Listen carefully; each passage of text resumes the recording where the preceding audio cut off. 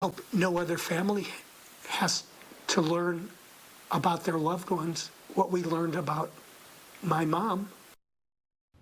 So the family of a woman who donated her body to science is now suing the company that handled her remains. They allege that her severed head was used to retaliate against an employee. Dane Placco talked exclusively with her son, who is demanding answers and accountability.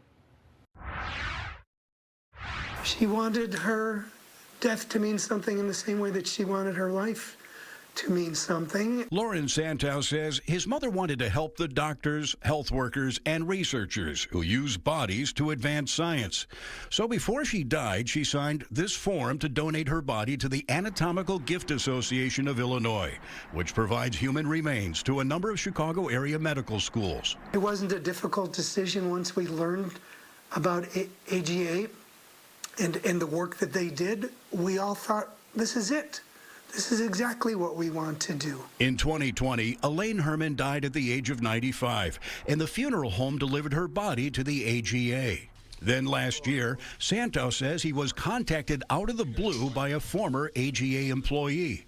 Dale Wheatley had just gone public with appalling allegations about bodies intended for medical research instead being mishandled, abused, and allowed to rot. They're sending donors back because of mold and rot and bugs. But perhaps most disturbing, Wheatley alleged someone at the association placed 3 severed human heads at his desk in what he believes was retaliation for his whistleblowing. Days later, Wheatley contacted Lauren Santow and told him one of the heads was that of Santow's mother. I just thought, how could this be?